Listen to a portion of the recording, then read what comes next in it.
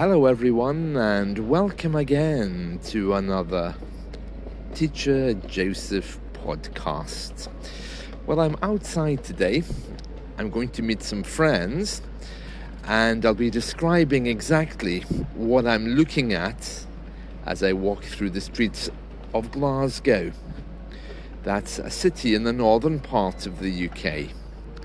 I also want to share with you the phrase of the day, which is the verb to fob off. It's a phrasal verb, and it's all about when you get some kind of low-level answer, one that doesn't quite meet your requirements. To be fobbed off is the passive version of the verb to fob off, and of course it's also a noun, a fob off. Let me just give you an example of what it looks like when we use it. So I can say, for example, my electricity bill this month didn't really look okay. It looked like there was something wrong with it because it was incredibly high. So I wrote to them and I said, can you have a look at these figures, because I don't think they're right. I'd like to know what figures you're using to calculate this bill. Here's my meter reading. And of course, the reply came back, your bill is this amount, please pay it by the 23rd of March. Now that's a fob off. A fob off is when someone either ignores or doesn't attempt to answer your question. Perhaps because of lack of knowledge, perhaps because they didn't hear you. There may be many reasons why they fob you off. But to be fobbed off, especially within customer service, is very common and also incredibly frustrating. Let's go through some examples of being fobbed off. I tried to buy a train ticket today, but the man just fobbed me off. He kept saying that he wasn't able to sell it. I don't know why. I called the doctor's surgery today, but they just fobbed me off. I asked for an appointment and they told me that there was nothing available. I did ask, well, when will something be available? But they couldn't answer. They fobbed me off and then they just hung up. To be fobbed off is really annoying.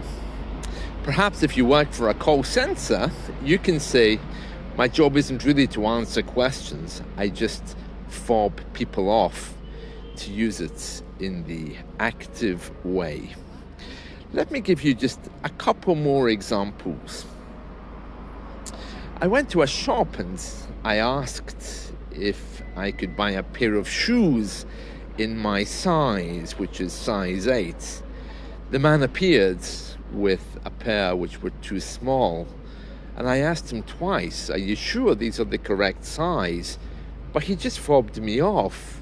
He smiled and nodded and said yes, even though I could clearly see that it said 7 inside them. By the way, in the UK, we do have different sizes compared to Europe. I've no idea what 46, 41 or 42 is.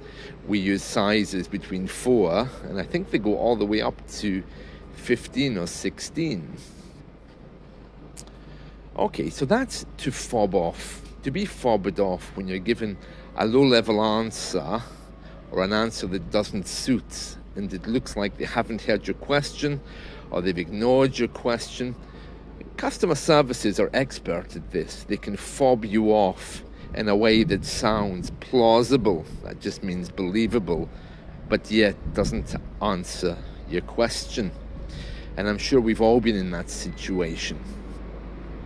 There isn't a transcript today, but if you just look at the title of this podcast, you'll see how it's spelt. Fob, F-O-B, to be fobbed off. Fob doesn't have any real meaning in English, although I think they sometimes use this word fob to describe the piece of leather which we used to use as key rings. I don't think we use those anymore. Key rings these days tend to be more decorative or metal. but a fob was certainly the way we used to describe them. I think if you live in one of these apartment blocks which has an electronic key that you have to touch against the sensor, they're still called fobs. And so I don't know how we got from that to be a phrasal verb, which means not to give a clear answer. But anyway, to fob off is today's phrasal verb. Even on my way here today, I went to the train station to buy a ticket, and they just fobbed me off. I think they didn't hear me. I asked twice for a return ticket, and you know what I'm like with communication. I'm very, very direct, and I say exactly what I want. But it seems that many people these days either just don't have the concentration to hear or are intimidated when someone asks for something in a direct manner. But the man didn't seem to know what he was doing, and eventually he fobbed me off and said that I would need to try again later because his computer system wasn't working. So I just went to the next available cashier and got one there, and I could see her looking at him, wondering what the problem is, because it wasn't just me, I think. So there we are, to fob off. Now, as I mentioned to you, I'm in Glasgow city centre right now, on my way to meet some friends. So I'll just describe what I'm looking at. I'm in a place called Royal Exchange Square. On the ground, built into the pavement, is a metal plaque talking about a great fire in 1856, which destroyed all of this, and it had to be rebuilt. And indeed, there's some beautiful buildings here with Roman-style pillars. Obviously, it's Victorian kitsch, Victorian-style pillars with an archway on the top. When I was a boy, I think these buildings were all banks, but I can see that these days they're restaurants, and I think one of them's a museum now. And on the surrounding internal part of the square, it's all coffee shops. I remember this used to be very, how can I describe it? Well, it was one part of Glasgow which was more open-minded. Certainly there were newsagents here which sold newspapers from all over the world.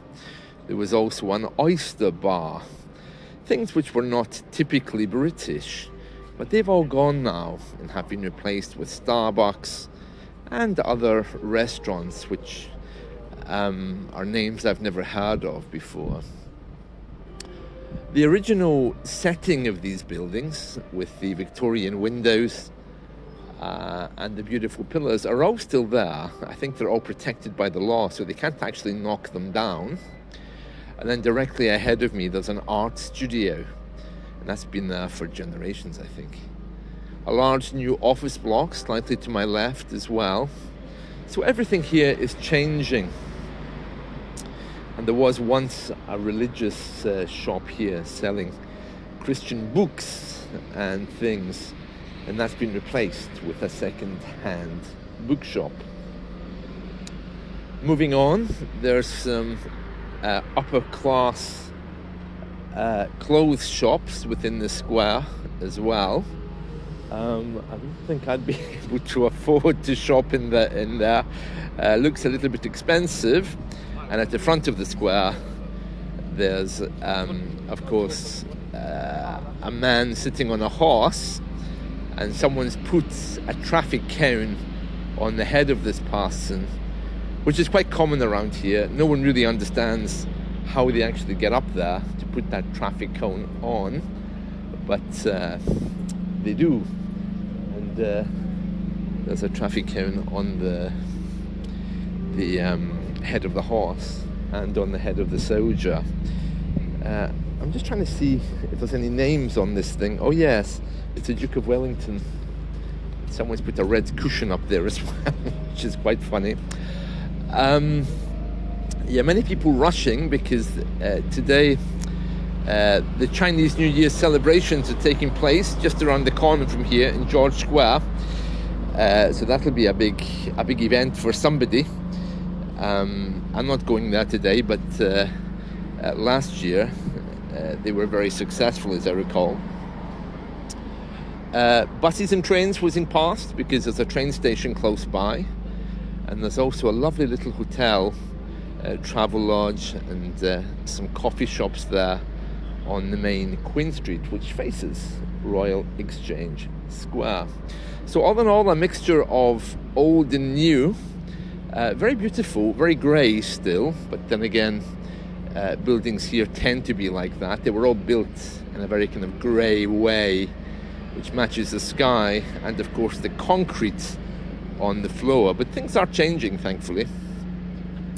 And there's a modern art museum here, which is also open today. And I'm just looking, the scaffolding around it shows that it's being repaired, but it is still open. And there's a lot of graffiti across this as well. And that's it from me today. So I hope you found this helpful, this description. Tomorrow we'll get back into the transcripts. It's always more difficult, of course, when I'm out walking. And just behind me, I'm looking again at a beautiful arch, the entrance to Royal Exchange Square. But very grey, yes, incredibly grey, and the grey sky as well. But if you are celebrating Chinese New Year, or if you did celebrate it recently, I wish you a very happy time. And there we are. So, see you. Bye.